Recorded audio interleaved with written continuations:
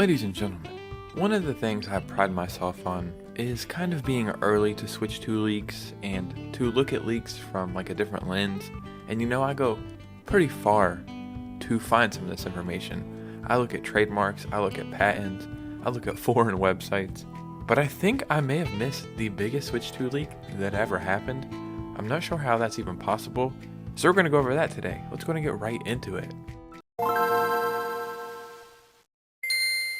You want to know how professional this setup is right here? This YouTube channel that you're watching is? I just tried to adjust my microphone and it came off completely.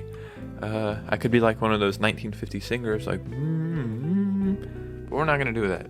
We're going to put this back and we're going to get right to the information. Very simply put, I missed the biggest switch to leak that ever happened. So before we get started today, if you could hit a like and subscribe, it would really mean the world to me, and let's go and get right into this video.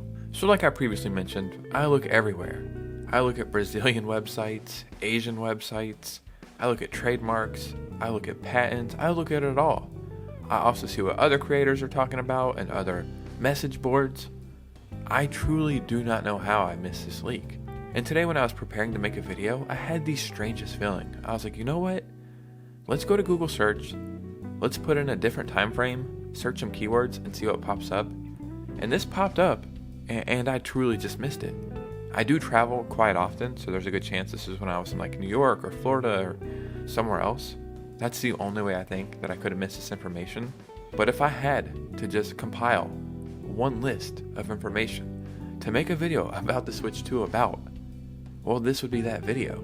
And even though this seems like a major leak, I feel like I didn't hear a lot of other people talk about it as well. I'm sure that's not the case, and I'm sure it was widely covered. But guys, you're on Mr. Robot Joe's channel. So we're going to talk about this today. We're going to break it down. We're going to see what the hell's going on here. And yeah, let's just do that. Forgive me if I seem a little tired. I was up all night last night watching UFC, betting on it, and losing my money. So yeah, this video hopefully will erase all that tiredness and get us excited. Full Switch 2 shipping manifest details. Quickly, look how massive all this is. So this isn't like, hey, my uncle Jim Bob worked for Nintendo and he said the Switch 2 is coming next week and you get a free puppy when you buy it. Like, oh man, shout out Jim Bob. This seems all very reasonable and legit. As you can see, they have all these codes right here, which is what they're deciphering in this. But what's great about all of this is in the comments, they kind of highlight the main features. And there's one major feature I've never heard anybody talk about when it comes to the Switch 2. They talk about it. So they're talking about this right here. This is a 6GB RAM chip. 2 will be used for a total of 12 gigabytes.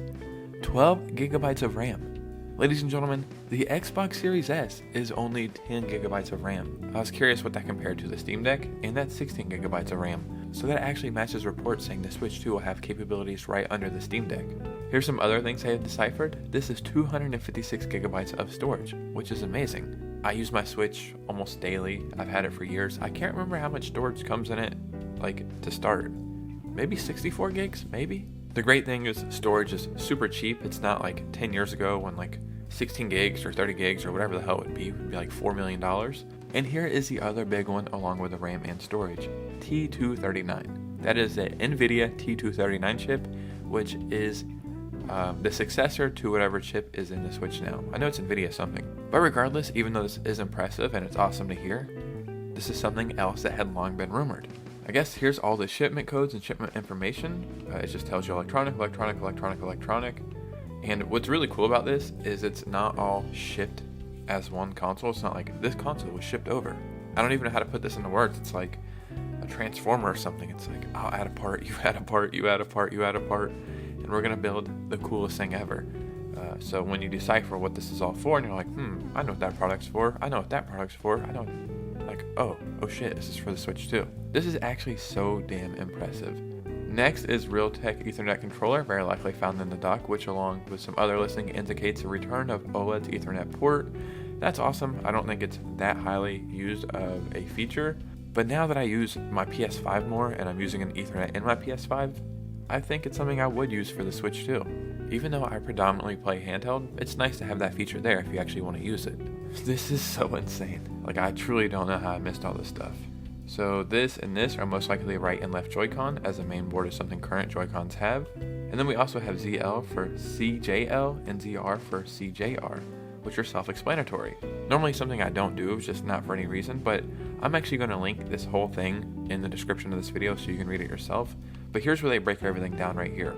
So in summary, 12 gigabytes of RAM, 256 gigabytes of storage, NVIDIA's T239 processor chip, a successor of the current chip, Amiibo support, probably alongside Ethernet support, still has a headphone jack and touchscreen. Amazing. Like, Bluetooth is cool, don't get me wrong, but more and more, even myself, I'm using wired headphones because I just like it. Like, I don't have to worry about the battery dying. A lot of times they're more comfortable, and yeah, I just enjoy it. So seeing that the headphone jack is still there, and this is coming in 2025, that's amazing. I can't remember the last time an iPhone had a headphone jack. Size is 206mm by 115mm by 14mm. Current switch is 173, 233, so not too much bigger. I don't know how much millimeters are, but there's reports saying it's 8 inches. I have the Switch OLED right here. I think this is either 7 or 7.2 inches. I have the PlayStation Portal right here, and I've been playing this non-stop. This took a while for me to get used to. You're like, yeah, it's only 1 inch bigger. Hey, whoa, 1 inch? 1 inch is enough. This is about where I would hold my Switch normally when I'm playing, right? When I first got the PlayStation Portal, I had to push it back all the way right here. It was like overwhelming. I've been playing it for around a week now, so I'm getting used to it. So now I'm moving it a little closer. But that extra inch actually will make a big difference. And I think it's going to feel like a huge improvement. You know, you're like, oh yeah, just 1 inch bigger, it is what it is. But I truly think you're gonna see the difference. And this is crazy right here. Built-in microphone. Like, that's a major feature. I've never heard anybody talk about that feature or try to guess that that would be a feature, but built-in microphone. One big difference in this time, according to information, there is a built-in microphone. This is a big win not only for multiplayer where you can chat in handheld mode with no other peripheral, but this also leads me to believe that Nintendo DS games will also be supported in Nintendo Switch Online. And it just opens up a possibility for so many other things. I hate to keep going back to PlayStation, but the first time I played an online game with this controller and I was sitting there playing, I thought I was going insane. I was like, is somebody talking to me? Am I finally starting to hear voices in my head? But there's a built-in microphone, and I didn't know that was a feature before I got this. So just having that extra thing in the Switch just shows they're going all out. And I really think this is going to be a huge improvement over the Switch with all these features. Handheld right above PS4 before DLSS, docked between a PS4 Pro and Xbox Series S. If everything we read is true, this is going to be the perfect console for me.